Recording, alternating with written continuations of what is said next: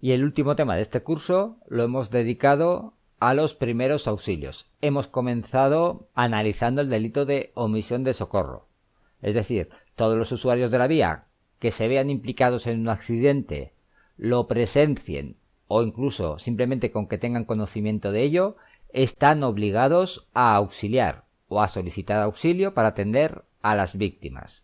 En caso de no hacerlo, se considerará delito.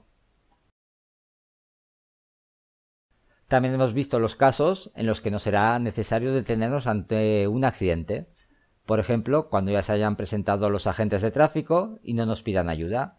O también cuando ya haya llegado el personal de socorro y no sea necesario nuestra ayuda. Y en último caso, cuando el accidente sea leve, no haya daños personales y ninguno de los implicados nos solicite ayuda. El 60% de los fallecidos se producen en la siguiente hora al accidente, por lo que es fundamental aplicar un protocolo de actuación, que es lo que se denomina PAS. Es decir, en primer lugar, debemos proteger el accidente y a nosotros mismos para evitar nuevos heridos y nuevas lesiones. En segundo lugar, debemos alertar a los servicios de emergencia mediante el número de teléfono 112 y en último lugar, socorreremos a los heridos. Una vez que ya hemos realizado las dos primeras fases, pasaremos a socorrer a los heridos. En primer lugar, se debe hacer una evaluación de los mismos, pasando por tres fases. Una evaluación primaria, en la cual se evaluarán las constantes vitales del herido. Después una evaluación secundaria, en la cual conoceremos el estado o gravedad de los heridos de forma más precisa, valorando otros aspectos que generalmente no presentan peligro para la vida del herido. Y en último lugar, hablamos de la evaluación terciaria, que se da cuando el socorro tarda más de lo esperado o no puede llegar. En este caso, se toman medidas sobre movilización o traslado de heridos. En cuanto a la prestación de primeros auxilios, podemos encontrarnos diferentes casos. Uno de ellos son los estados de inconsciencia, que suelen estar causados por insuficiencias respiratorias o traumatismos cráneoencefálicos. En estos casos no debemos mover ni trasladar al herido con medios inadecuados y colocarlos en posición lateral de defensa mientras vigilamos sus constantes vitales. También podemos encontrarnos con paradas cardiorrespiratorias. En estos casos deberíamos hacer masaje cardíaco y o respiración artificial.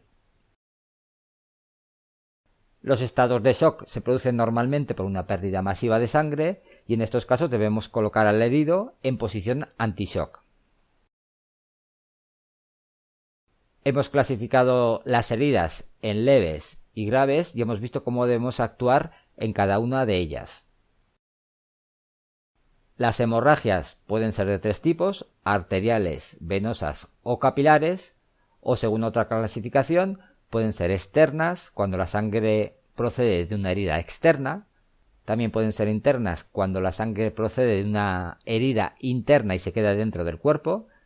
Y por último tendríamos hemorragias internas exteriorizadas. Es decir, la sangre proviene de una herida interna, pero sale al exterior por orificios naturales, como pueden ser el oído, la boca.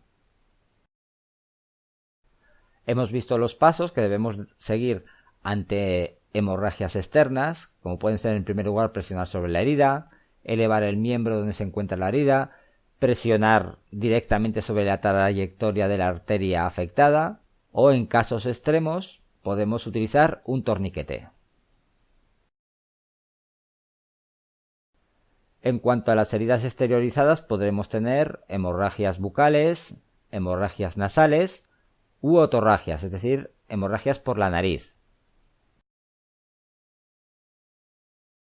También en un accidente de tráfico nos podemos encontrar con heridos que presenten fracturas. Estas pueden ser abiertas o cerradas. Otro caso sería el de las quemaduras. En estas situaciones debemos extinguir el fuego cubriendo al herido con una manta o similar O como caso muy excepcional, lo podemos apagar con un extintor, pero nunca dirigir el producto hacia zonas desnudas del cuerpo. También es importante no retirar la ropa quemada y elevar la zona que también está quemada si es una extremidad. Y hemos terminado el tema hablando un poco del traslado de los heridos. Solo en casos excepcionales se podrá trasladar a un herido en un vehículo no destinado a ese fin. En caso de tener que hacerlo, pues lo colocaremos en una posición adecuada y de forma que no pueda moverse.